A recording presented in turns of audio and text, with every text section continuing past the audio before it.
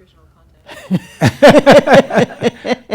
Overwhelming special tantric vegan practices. The Tibetans are really known for their way out vegan powers. Vegan man. What tofu can do. I think you're onto something, Harvey. I think we are. Then Jeff can write a book about it. We were going to share stories of our teachers, but perhaps one of my most memorable, this is before we start, most memorable. You don't want this taped? Who cares? Who cares? Most memorable moments on a retreat was, it's a silent retreat in Bodh Gaya, the sacredest spot in all of Buddha land, and this with Goenka, and we're on this silent retreat, and it was wall-to-wall people.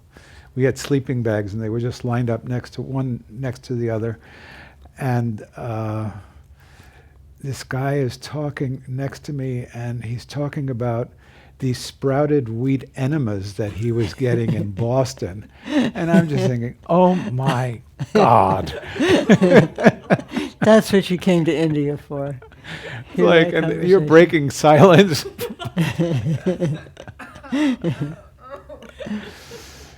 I tell people it's easier to meditate in the United States. Anyway, that was a golden moment. On that wonderful, let's keep things simple tonight. Why don't we start with our aspiration?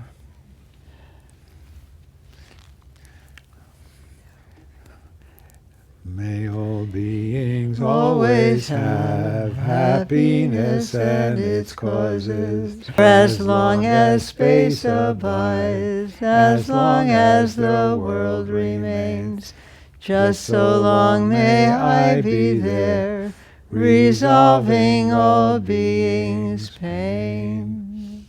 Then we can do refuge and bodhicitta in English. In three real jewels, three root bliss-filled ones, channels, winds, bright orbs, this bodhi mind.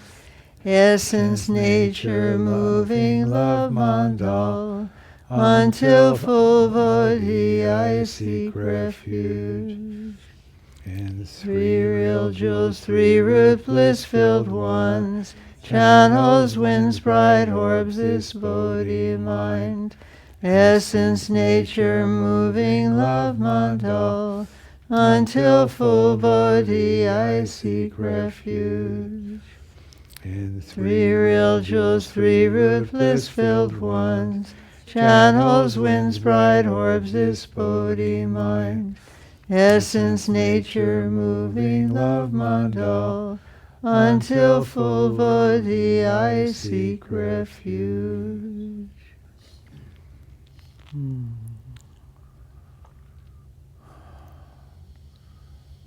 Oh, like moons in water, sights deceive us. We ever roam bound in cyclic chains.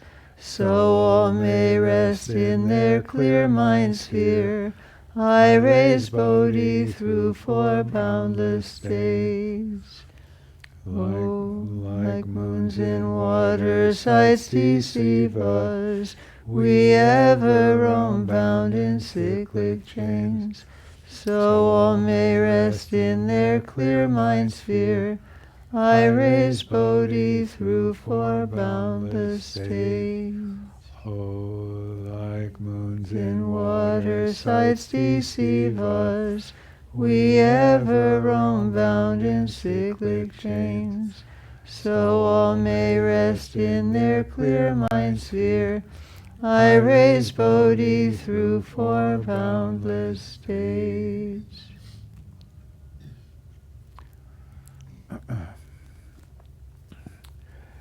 Yoanam tang yer me pe, gandrin sumden shin lama che, rizin chor me tupten shatsola, so wadep sonyam len tarchin sho.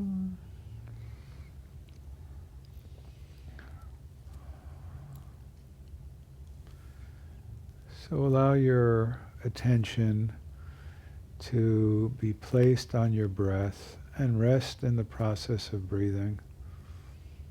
Just allow yourself to be resting in the process of breathing, really becoming one with the act of breathing.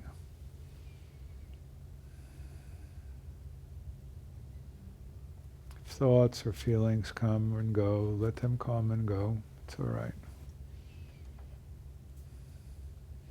You get distracted totally, and just, you can very gently say distracted, distracted, and bring your attention back to placing it on the breathing and then resting in the process of breathing.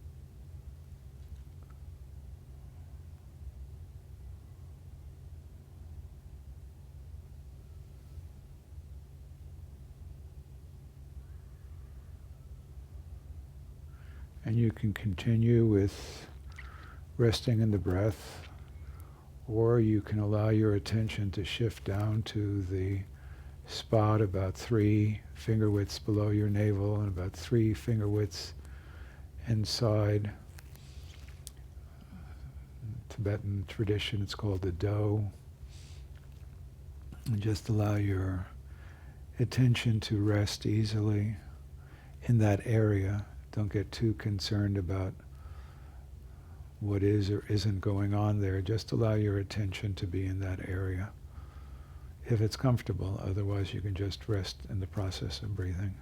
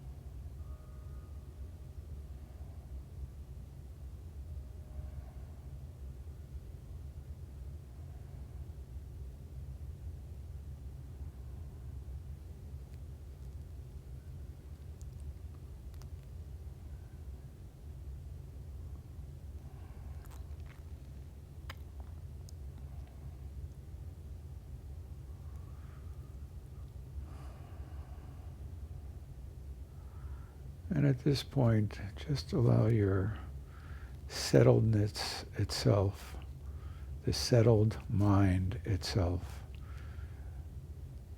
to be in its own state of settlement. And let it be spacious and calm. And if thoughts or feelings are coming and going, let them come and go. But allow yourself to settle into the depth of your experience and just be with that. The depth and spaciousness of your experience.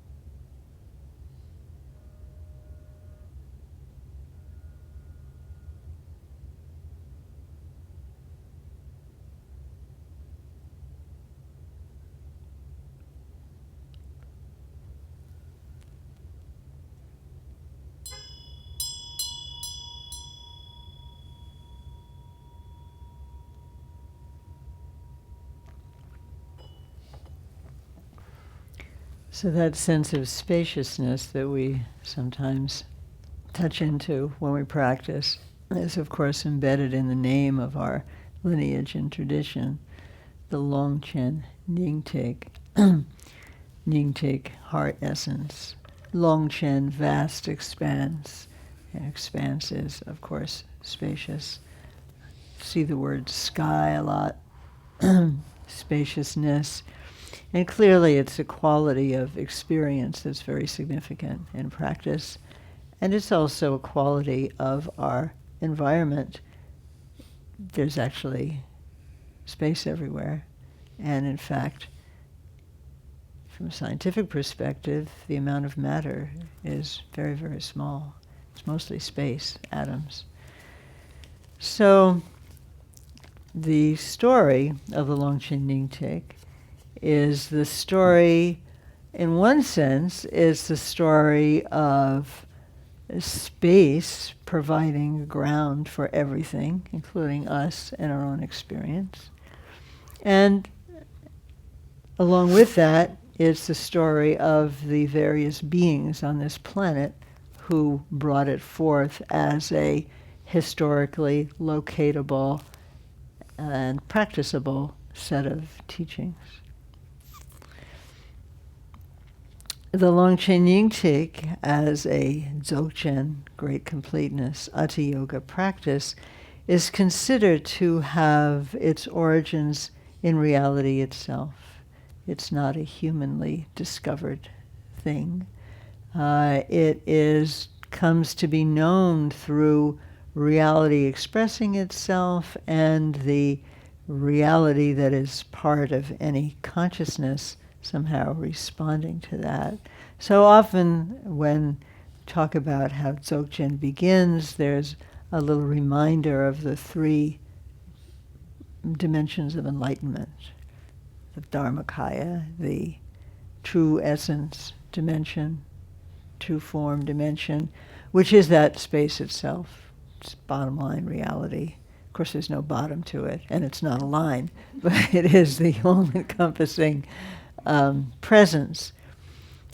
And then that reality, though, has potency, and that is very important to understand. It's not a blank or a entirely dormant or passive reality, even though the Dharmakaya itself never changes, which means that there's something in our own being, in our own nature, in the nature of the universe, that never changes. And part of our practice is to discover what exactly that might be experienced as. And then within this changeless open space, there is the arising of appearances, luminosities, because the quality of luminosity is somehow already present, even in that unchanging space, in much the way as the quality or the potentiality for luminosity is present in a prism. You know, it's just a prism and it never changes, but when certain circumstances occur, light shines through it. So that's the Sambhogakaya, the rich dimension of enjoyment, Longjit Sokpe Gu. And then reality with its dynamic expression, because it's intrinsically an enlightened reality, it, like the enlightened mind, has a natural disposition to be of help and to respond to others. And that's the Nirmanakaya. So we often hear, and as we sing, like the moon reflected in water. So when there is a need and a wish and an appeal for help of some kind, there is some kind of responsiveness. And so that's why we sing Lorang Shing Tukche, essence, nature, heart move mandala. It's referring to the emptiness as well as the dynamism, as well as the responsiveness of reality. And that's what we take refuge in, and that's what we seek to experience. And much of this, like much of the profound teachings, doesn't make sense to the ordinary mind. And, we might shout out for help. Traffic's really bad. Help me out here. And Buddha doesn't necessarily manifestly land on the hood of your car and dispel all traffic. It doesn't work like that.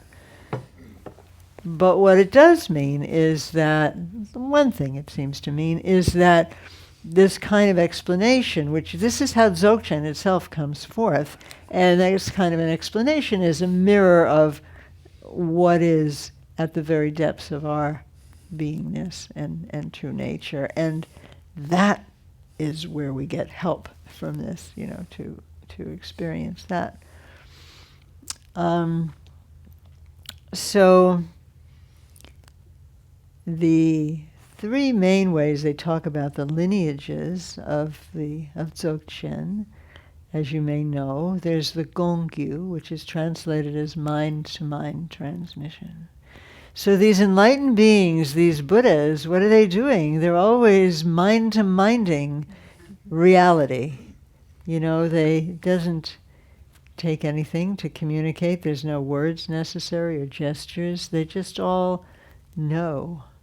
It's kind of a mysterious description and very evocative. These knowing beings are always sharing their knowing with each other. And then there's the Dagyu, the symbolic expression of the Vidyadharas, the Rigzin, the ones who know Rigpa, presence. And they communicate, still not with words, but with symbols. Somehow their minds are attuned to symbolic expression. A really interesting statement, makes me think about the power of art, music or painting, or even just the beauty of nature. It communicates something. Maybe hard to express, right? But there's communication there. So that's their mode of communication. And again, I think these descriptions always are reflecting back to us something about our ways, our limitations and our ways of communication. And then Garab Dorje is considered the first human being to practice Dzogchen and is one of the lineage bearers through whom it comes down to Guru Rinpoche, Padmasambhava, who of course brings Tantra and Dzogchen and so on to Tibet. The Garab Dorje is, sometimes he's given a Sanskrit name, Prahevajra, you'll see that name, but in scholarly materials that I've read, it is said that there is no real source for his Sanskrit name. That is, it's a Tibetan name. So, insofar as there is a fundamental mystery about how an ordinary mind ever gets to naked reality, which is actually its nature, but can't really be understood by an ordinary mind, this is a kind of story about that, And then there's Garab Dorje, and he's talking and walking and hanging out. And so at the top of our lineage tree is Samantabhadra, with Samantabhadri, appearance and emptiness. And they are the source of Dzogchen lineage, reality itself. So Samantabhadra is both an image of a person, but also an expression, a symbolic expression of reality itself. So I wanted to show you just a few images evocative of some of this and related to some of the greatest of the great beings who were part of this tradition that we are blessed to be connected with. Harvey and I, as you may know, we studied with a number of teachers from different traditions, as Harvey was talking about the retreat in Bodh Gaya with Goenka, and he did more than I did, but I also did several Goenka retreats, and I studied very heartily with the Geshe Wangyal, Khyentse Ngawang Lekden, great teachers from the Gelugpa tradition. And then Harvey met Khyentse Sambo, as you know, just after Khyentse Sambo Rinpoche had returned from 10 years in Japan. And Khyentse Sambo Rinpoche, his own main Dzogchen lineage, and what he taught us was the Longchen Nyingtik, which is interesting since he was very, very, very close with Dujun Rinpoche and teaches that also at his institute. But when he came to America, he taught Longchen Nyingtik, Ngondro. And then we met other teachers, Lama Gompa Tsedin, who we met in California, who was from Amdo, and he was Longchen Nyingtik. And Namkhen Norba Rinpoche, who carries many lineages, including his own tear, also very connected with Longchen Nyingtik. And then in 96, I met Adzam Rinpoche, and he's Jigme Lingpa. He's the heart of Longchen Nyingtik. So somehow connected with Longchen Nyingtik. And that's the main, transmission that we practice here because of that powerful connection. You have to practice what you're connected with. Maybe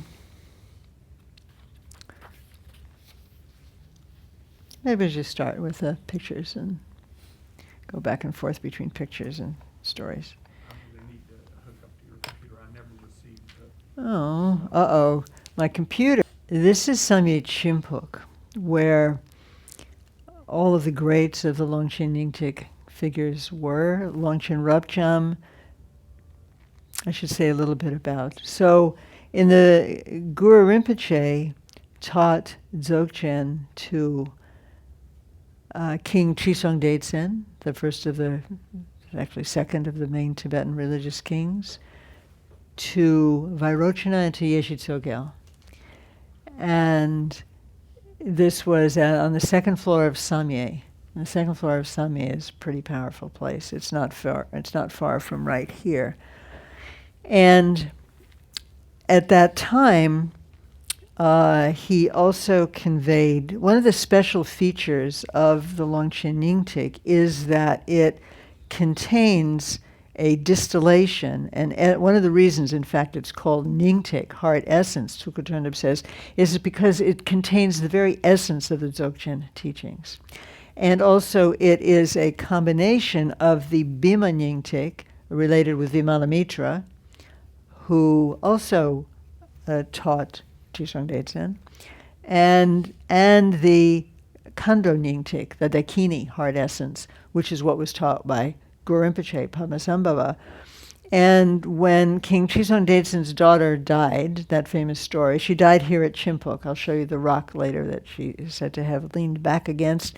When she died, Guru Rinpoche blessed her with the power to, in a future life, retrieve as a mind treasure, the Kando Nyingtik, the Dakini heart essence of Guru Rinpoche, because until then the Bhima Nyingtik, the Vimalamitra Nyingtik, was going to be the main one. These are both very, very important, of course, and Longchenpa actually so she is reborn as Longchenpa. Longchenpa comments on both of these separately and together in his very, very famous Nyingtik Yashi, these 4 great texts of Dzogchen. And then Jigme Lingpa, in his cave here at Samye Chimpuk, has 3 visions of Longchenpa, body, speech, and mind of Longchenpa. And these empower him in a very specific way. This and the fact that he was Chisong Detsen.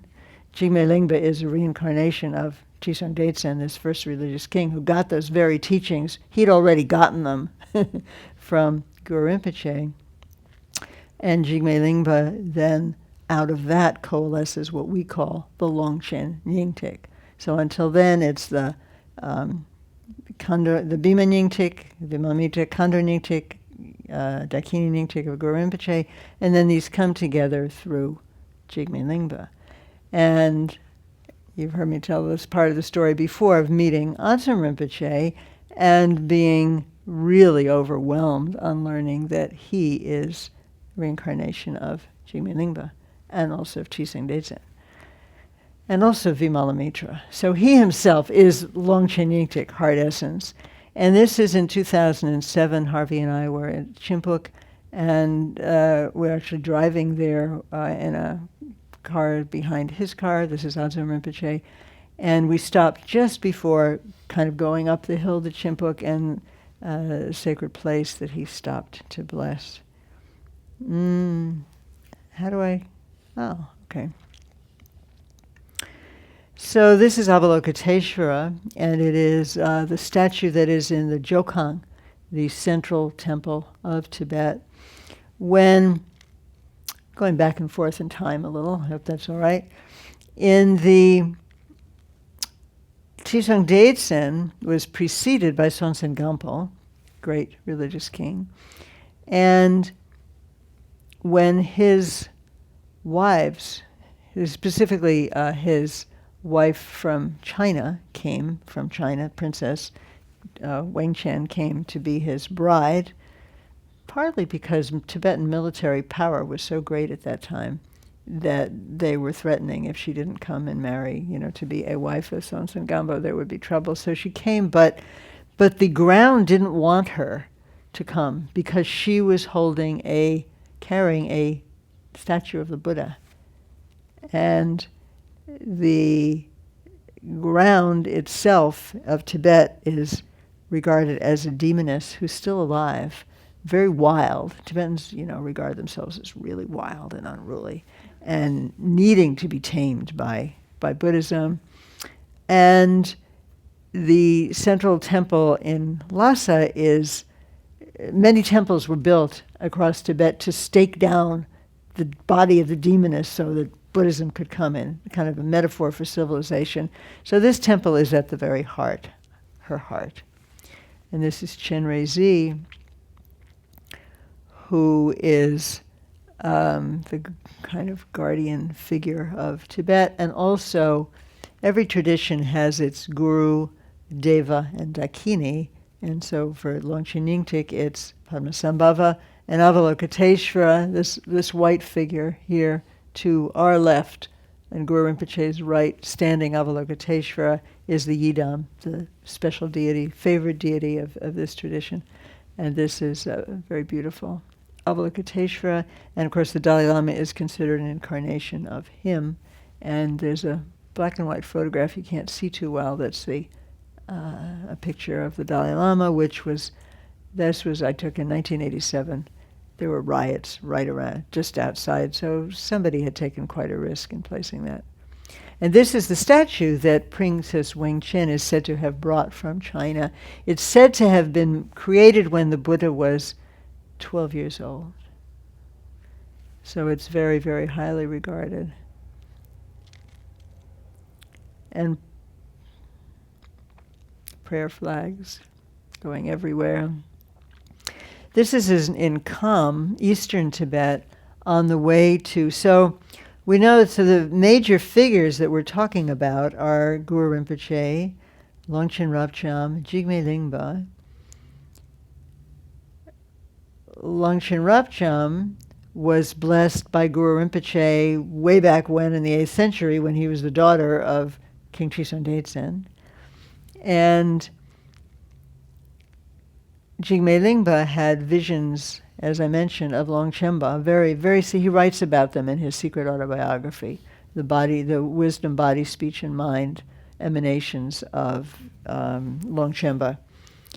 And that's what so Longchenpa brought the Nyingtik, the Khandor Nyingtik together with the Bhima Nyingtik into the 14th century, and Jigme Lingpa, really with his visionary prowess and writing and so on, brought it into the 18th century, and Adzom Trukpa brings it into the 20th century. He has visions of Jigme Lingpa, which he says, he doesn't actually say much about it. He says that Jigme Lingpa was very, very kind, very, very kind.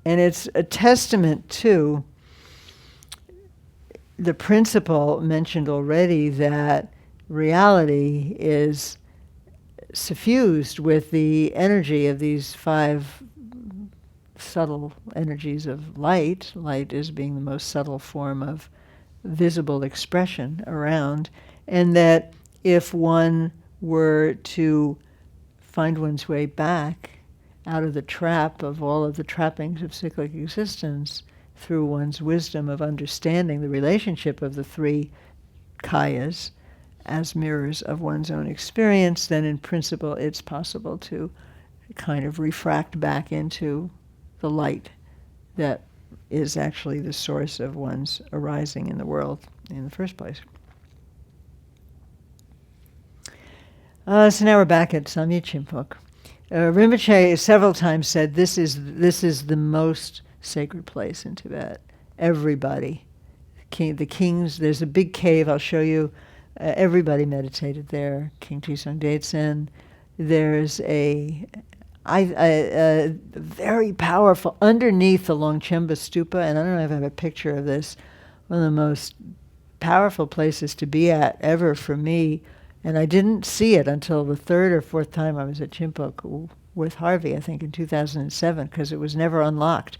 You would never even notice there's this kind of place you can go underneath the stupa of Longchenpa, and there is a carved metal kind of edifice that is very sacred to Rangjung Dorje, the 3rd Karmapa.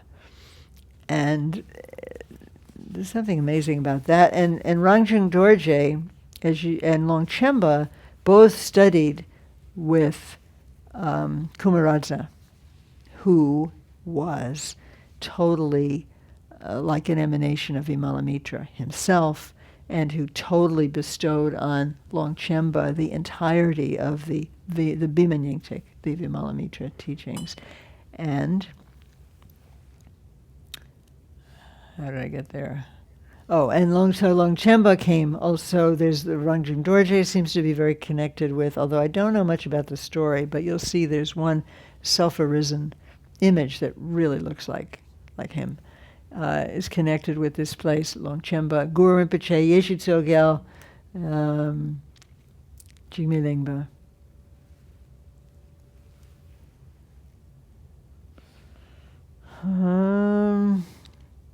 This is also on the way to Adzamgar. I'm afraid I'm moving around geographically a bit, but we'll get back to Samye Chimpuk in Kham.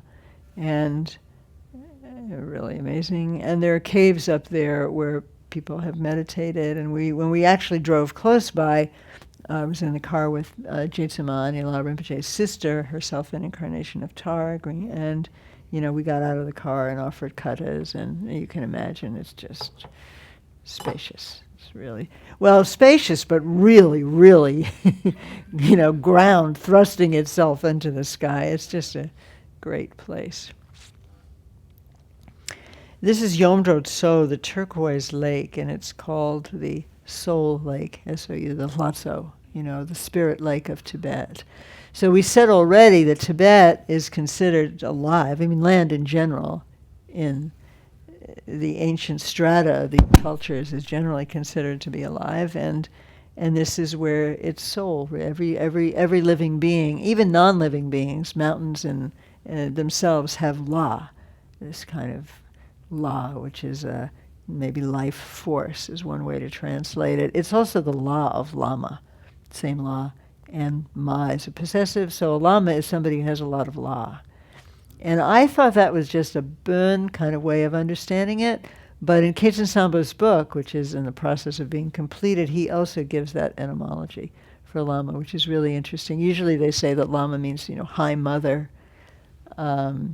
or nothing, none higher for Lanameba, nothing higher than the Lama, these kinds of etymologies. But this Lama is a really beautiful etymology because it's so Tibetan. It's not a Buddhist word, this word La, right? As you know, it predates ideas about consciousness, or technical vocabulary that comes from India.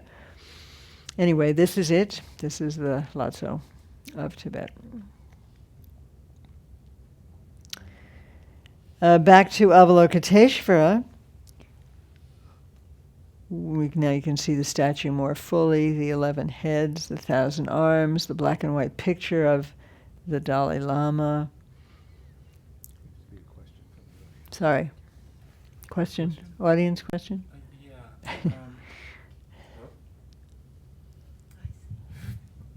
I was wondering at the river Uh-huh. that you just showed. Uh-huh.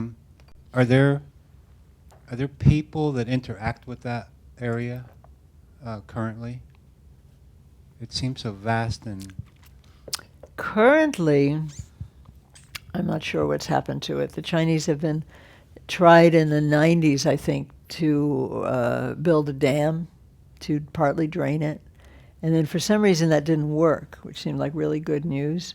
But I've read recently that they are doing something with it, around with damming it, and I haven't been to that part of Tibet in quite a while. So I don't know. I do know that in 87, it's a pretty barren area. There is a temple of one famous woman incarnation, Pakmo, I'm not going to remember her name right now, which is right on the banks of the river. People definitely, I'm sure, go there to offer ceremony and stuff like that. But at least between Lhasa and Gyaltse and Shigatse, what's called Western Tibet, there are some villages kind of high up in the general area of the river, it's actually a lake, it's considered a lake. Is that what you were asking, what you were wondering? Yeah. It seemed like such a vast. Yeah, it beautiful is. area. It is. Where the perhaps the quality of the water is pristine and No doubt. usable. Oh, I'm sure it or streams that are somehow related to it are probably used. I don't know the details of geography there, but in general, Tibetan water, pre-modernization, it's fantastic. It's coming down the mountain, and yeah. So Samye, the first temple of Tibet, which was consecrated by Guru Rinpoche, and then again in the 90s by Dingo Khyentse Rinpoche when it was rebuilt after the Cultural Revolution. And it's on the second floor of this building that Trisong Detsen and Yeshe Tsogyal and received from Guru Rinpoche and Vairochana the Nyingtik teachings. And it's there's an area in there and a Guru Rinpoche on the second floor that's also really very, very amazing. Why is that there again? I don't know. What's happening? No, I'm going backwards. I must have. So one of the things that's important in this tradition and that Jigme Lingpa talks about is a way of talking about. So Buddhahood is neither something that you totally have nor something that you could ever not have. And in the Nyingma way of talking about this way of talking about is when you become a Buddha, you are a Buddha of two purities. The first purity is the intrinsically pure nature that everyone always already has, primordially pure. But it's obscured by, obstructions. And when you clear away those obstructions, as Longchenpa and after him Jigme Lingpa says, you're a Buddha again. So, or you're a Dakpa Nidembe Sangye. Dakpa Nidembe Sangye. As far as I know, it's just a Nyingma term. It's not a Gelugpa term. It means one who possesses the two purities. You have the purity that everyone has, and you have the purity of having dismissed your afflictive obstructions and obstructions to knowing. So this is a quintessential Dzogchen instruction, this first line from what we were talking about today. So this reality, or this taking the fruit, which means your own real nature, as the path, can't be said, thought, or expressed, because thought, speech, it always involves dualism and involves some kind of ignorance. when you move past thought and really see reality, you feel frightened because it's just too darn spacious and it's too darn void of the self that you always thought you were. So you feel frightened, and so you contrive and contrive. You tighten and you tighten. You think, this is the excellence of the seeing path, but you've gone off in the direction of the heretic Brahmins because you haven't really dissolved. You haven't. It's scary to dissolve, and that's one of the big challenges of the path. Dancing at Azamgar. I'm sorry, I have a feeling I called up the wrong file here. Anyway, this is, so in Chimpuk, there is, Ajahn Rinpoche built a small temple, quite exquisite, that we actually managed to walk to. I don't know if you want to tell that part of the story. Not at this moment. All right, we'll go on. And he has some really beautiful murals there. What's going on? And that was one of them.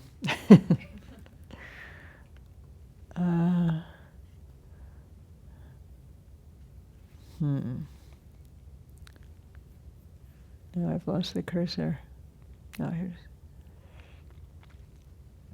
Let me see if I can just get a sense of what's here. I don't know why it's repeating like that. So it didn't go in order at all. We never got to this. I don't know what was happening. I know what was. These are slides that I didn't mean to show. It didn't go through the. I'll just go through these very quickly. I've said most of what I want to say, but okay, figure that out finally.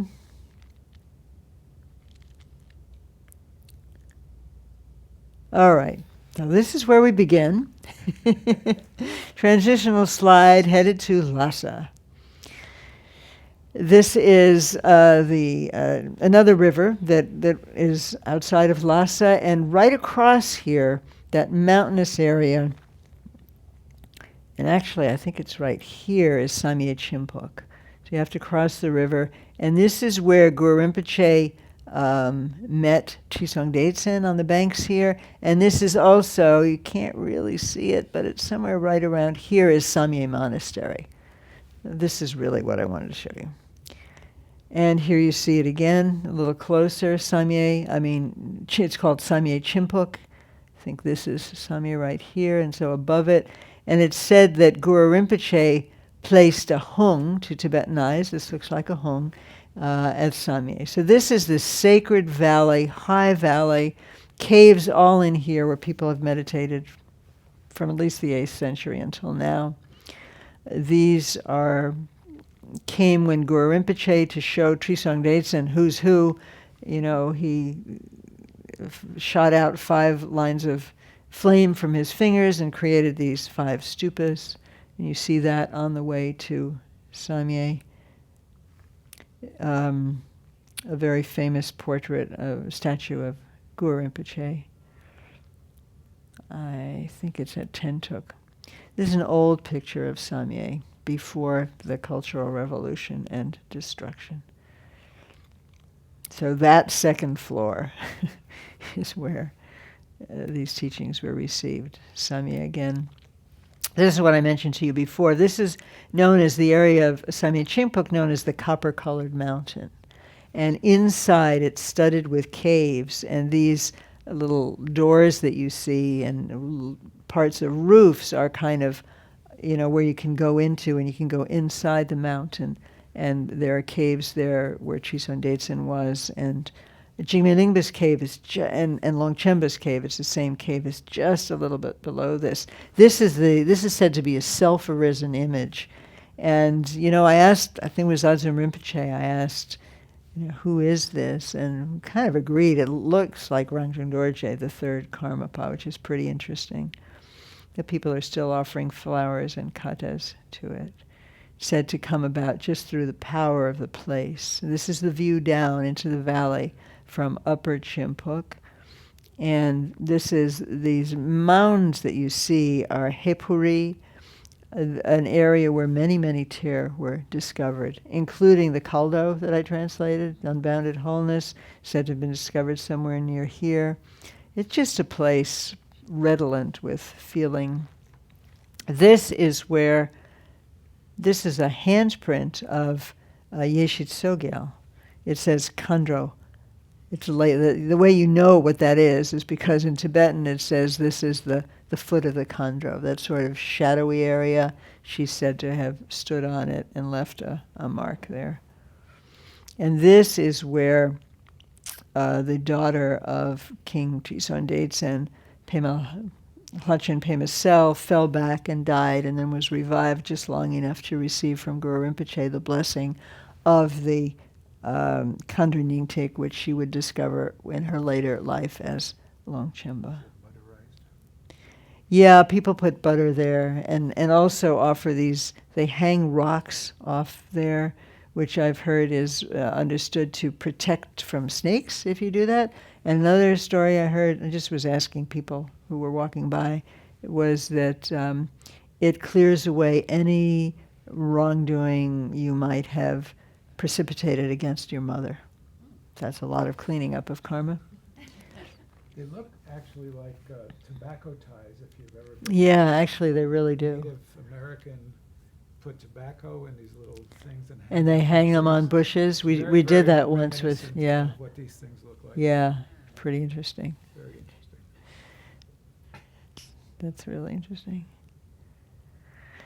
This is, actually as we were leaving, it was the dawn of the full moon day of Sagadawa, and we were just leaving, walking down to go back, alas, to the airport. Very exquisite. It really felt, in that moment, it really felt like old Tibet. You know, there was nothing and no one around. And we were just walking down in the dark, and then it got light. So this is Longchen Rabjam, who we've discussed and whose image is here in the temple. And this is his view. When he would practice above Shuksep Monastery, nunnery actually, main Dzogchen nunnery of Tibet. This is also where Khetsen Samba Rinpoche received Longchen Nyingtik from her, Jetsun Shuksep. And Longchenpa is called Kangri Tugar, White Skull Mountain, and it's a very sacred place. It's just above the nunnery, and he would sit there. Khetsen Samba also spent some time meditating there in his youth, and that would be what he saw. So we have the view of Longchenpa. It's from the cover of Tulku Tundup's book. Back to Samye Chimpuk. This is the stupa. When Longchenpa came, Longchenpa was very, very fond of Samye Chimpuk. He has a poem in here where he says about, he speaks about what an exquisite place it is. He says, "My delight at death is much greater than the joy of traders who have made their fortune at sea." He considers that one of his great accomplishments, that he simply delighted at death. And when he reached Chimpuk, he said he was going to die there, and became sick, but taught for a long time, and gave his last teachings at Chimpuk, and said everything was fine. He'd rather die in Chimpuk than be reborn anywhere else. And so that is his stupa. And the shrine or place that I was mentioning that's connected with the third Karmapa is underneath here. And that little nunnery is where we met Atum Rinpoche in 1996 for the first time, but it was much smaller than that. It's been rebuilt. It was just a little 2-room place. And this is actually just below the stupa of Longchenpa. These are also considered to be Rangjung, self-arisen, naturally arisen just through the power of the place.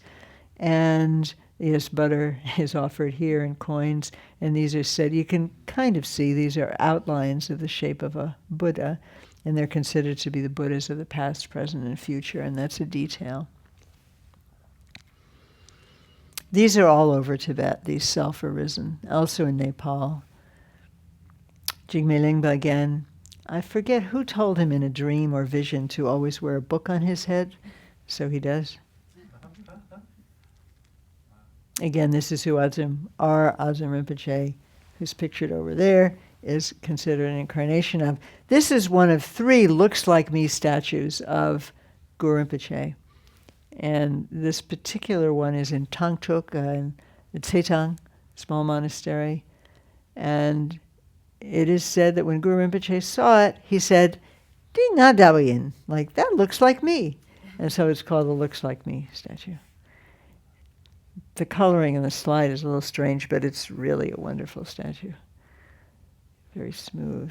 So where Longchen Nyingtik begins, in a sense, is here at Bodha, right? Because Jigme Lingpa, after he has his visions of Longchenpa, actually I'm not sure if it's before or after, during a 3-year retreat, he has very, very strong visions of Guru Rinpoche.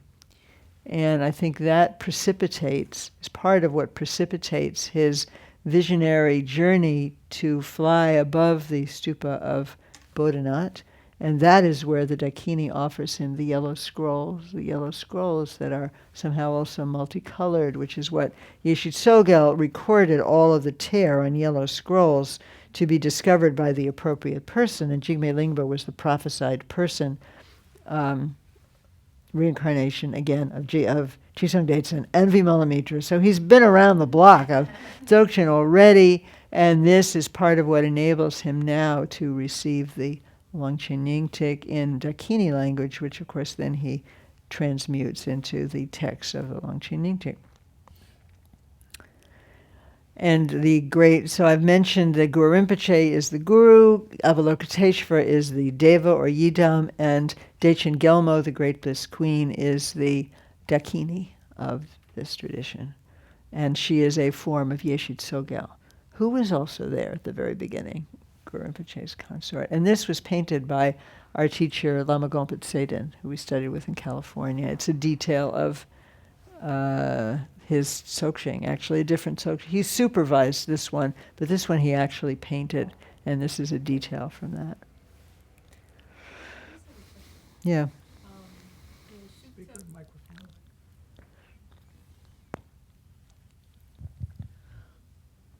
We were just talking about women and women's issues in Tibet, so this is on my mind. The Shuktep Jetsuma, is that like a reincarnating lineage, or is she just the one-off who taught? She, I think, That's was the, interesting. as far as I know, I don't know if she's considered a reincarnation of anyone, but after her death, she has reincarnated as a monk. And he was actually there when we were there. Yeah. So it probably will continue. But that happens sometimes. People switch genders, usually in the male direction. Don't do that.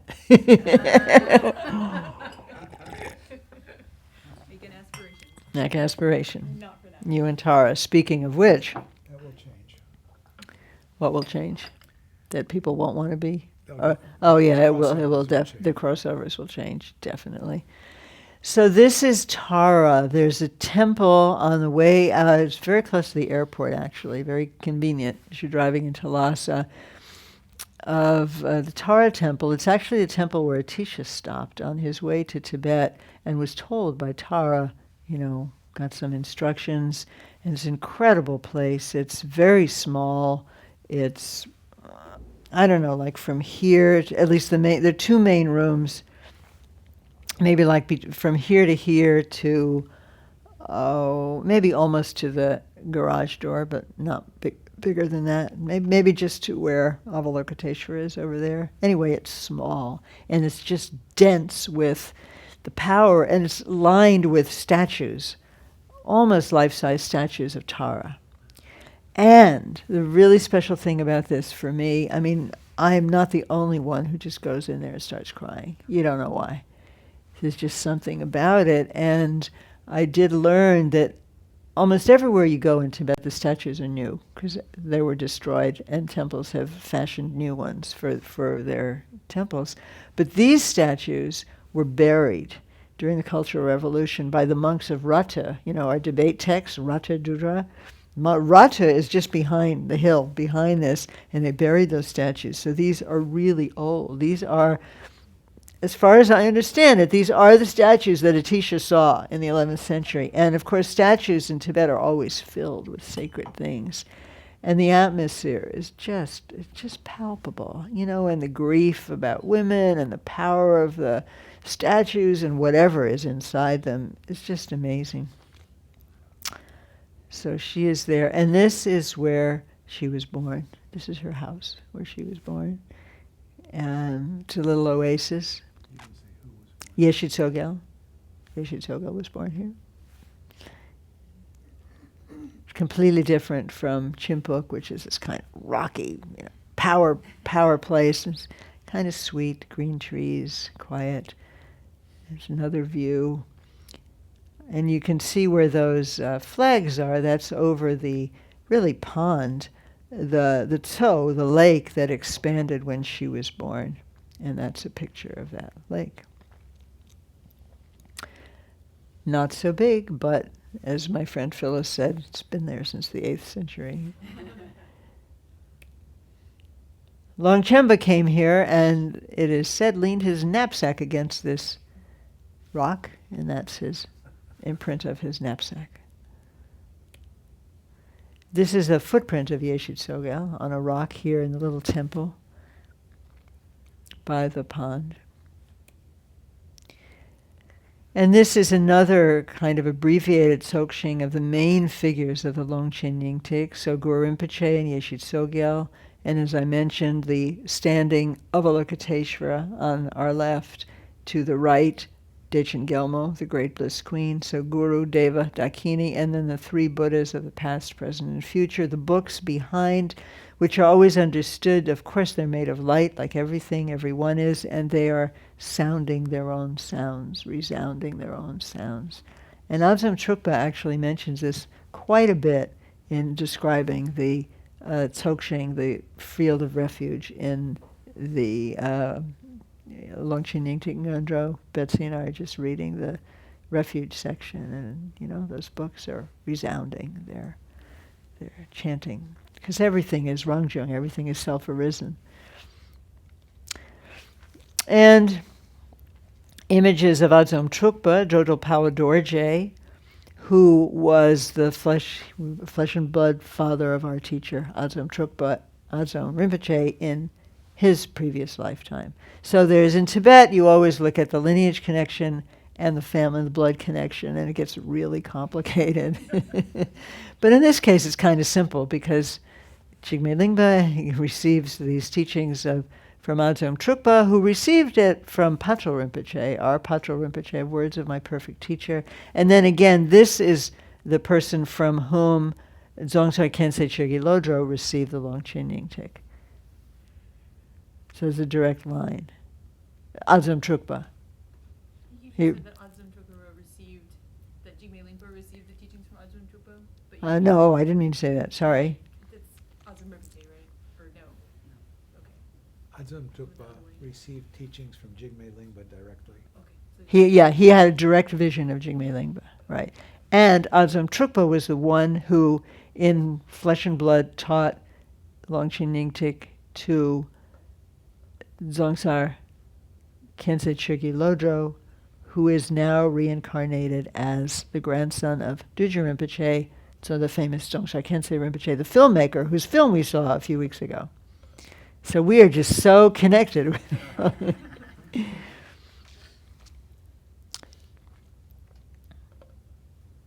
relatively young Dzongtsar Khyentse Rinpoche, 50 years old. 50-something now. Chögyal Lodro, though, that name is really familiar. He was very tied into Jamyang Khyentse Wangbo. Okay. They had a teacher-student relationship.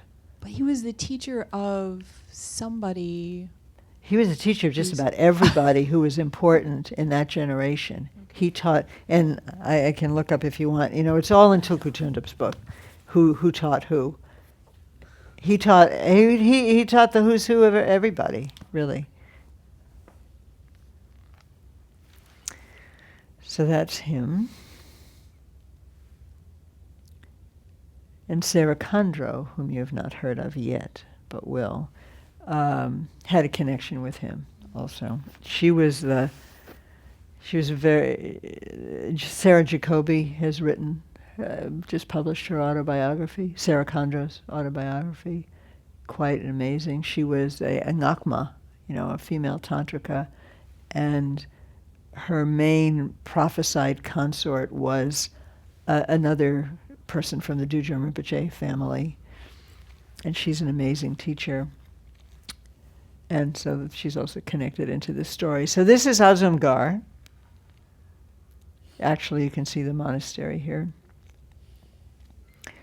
So the teachings are coming from the Dharmakaya through these various great personages and landing in different places in Tibet, and from there landing here. And the Ösel Dorje Sangze, which is where the tear of Azam Trukpa was also a tearton, a revealer of treasures, and our tar practice, just to remind you, is from the tear, the treasure of Azam Trukpa, Ösel Dorje Sangze. So and it's considered like a child of the Longchen Nyingtik. And there's a prophecy, Rinpoche said, that it will spread widely in the West. Another picture of Azamgar. Wonderful. There are lay people living there too, coming around, these ladies. And this is, so Azam Trukpa had two sons. One was, as mentioned, our Azam Rinpoche, who then in that life was known as Pema Wangyal, and he was an artist. And he made these statues, and they are still there in the house where actually he and Jetsuma grew up. They grew up, I don't think I mentioned this, Rinpoche and Jetsuma grew up here, and they showed me the house where they lived in. And there's a kind of shrine area with many amazing things, including these rather exquisite statues. Pema Wangyal was the other teacher, the other brother. His brother was Gyurme Dorje, of whom Gyaltse Rinpoche is an incarnation, who was here some time back. So in those lives, Gyurme Dorje was like the famous one. And in this life, seems like Azam Rinpoche, Pema Wangyal is the famous one. And there are no pictures of Pema Wangyal. And I asked Rinpoche when I was there was a big picture of Gyurme Dorje, and he said, no pictures of Pema Wangyal. I said, well, why not? Well, maybe he was like space, he said.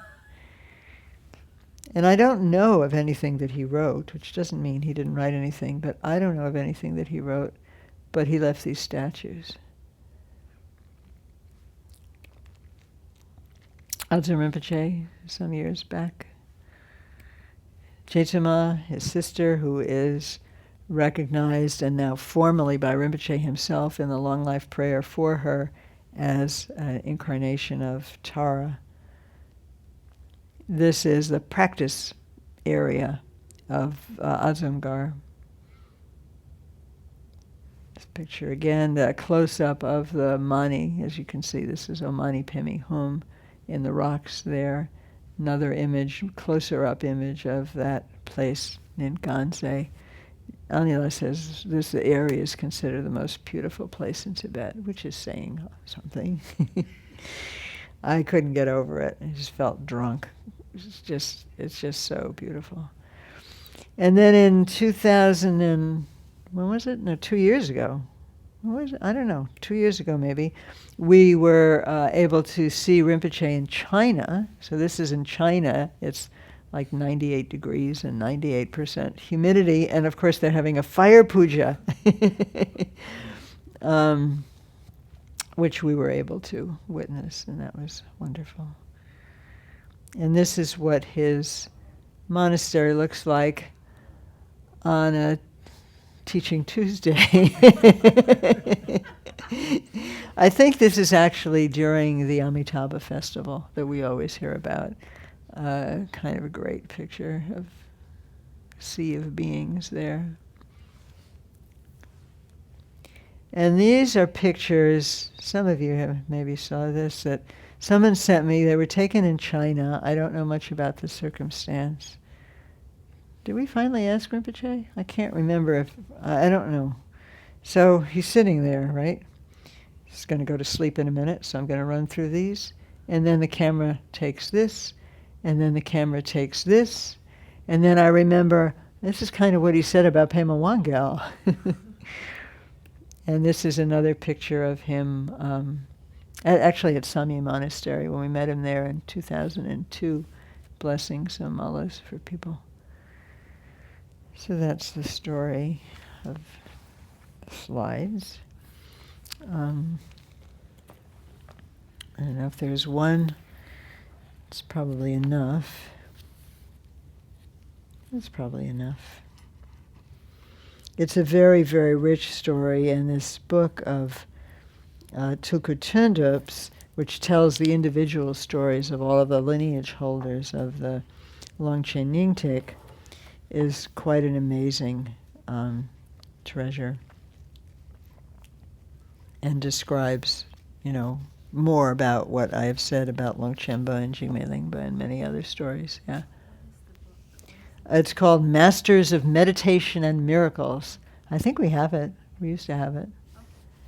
It's really nice reading, slowly, and very inspiring to hear some of the narratives that really hold the tradition together, and who knew who and who studied with who.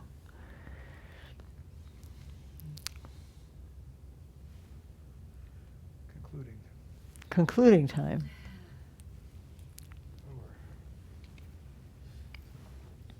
Simple. Om Selah? Simple. Simple. Harvey likes simple. Lama la milam gyab gurwa. It's all right. We can do that. Okay.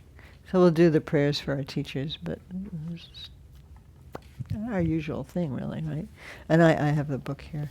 If you didn't write in the book, maybe you could just speak the name of somebody you'd like in it and then write it in later. Okay. On page 22 in the booklet.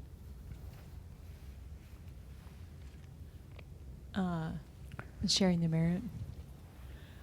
By this good May I swiftly once become a great guru, lead all beings everyone to reach to that very ground. Page 25. In a pure land, Ringed by snow mountains, source of bliss and benefit fit for all. Powerful Tenzin Gyatso Chenrezi, lotus feet please stay hundreds of years. Fill vast space with your activities. Om Swasti, Swasti, flawless refuge sources sources give blessings. Teacher, protector, kind Dharma Lord. Jurme Tupten Gyatso, wondrous good. Lotus feet ever, deeds everywhere. Page 27. Namo Guru, glorious Wise K. Brighton and kind song, now that your work here has subsided, please think of our pains and suffering. We pray you quickly take form again. Page 29. Om Swasti, Anne and Harvey, like the waxing moon, may your life and merit flourish grow. Through the threefold skillful pundit's deeds, live long benefiting all you meet.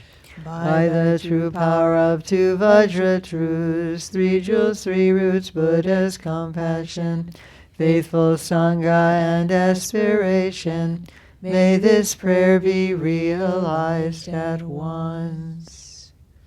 The prayer for Don Mountain.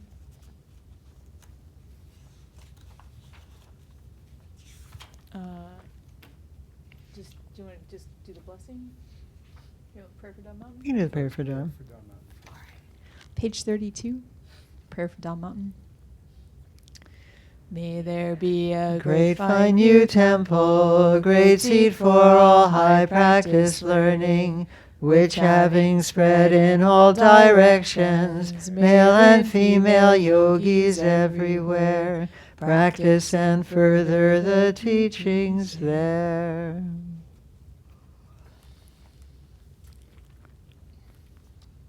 And the blessing? The blessing. Is that what you want? Terry, would you light the candle? Thank you. With all Of you in mind, we light this lamp of clarity. May the glow of love, wisdom shine within us, everyone, till we all rise forth born in one enlightened mandala. And the prayers today are for Surabi, Catherine Spillane, Anna and Nancy Sullivan, Elizabeth Breuer, Stacy, Gloria in 3-year retreat, Mark and Elizabeth rejoicing in their good decision, Paul Hester having a good trip to China, leaving today, Mark Fowler in the Bardo and family, Assisi, Mr. Bean, Chubbs, and Penny in the Bardo, Claire for her right-on dissertation, Luke in the Bardo, Shravana, Helen Havens, Doug McGregor, Bev McGregor, Susan Lindstetter and her sister Mary Ann, NGI, and Cheryl and all of Sharon's family, and anybody else you want to add right now, Pat Macon and Dorothy Matthews and Steve Tainer and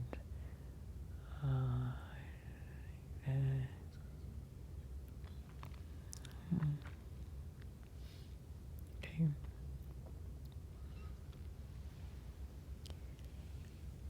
And right. To everyone.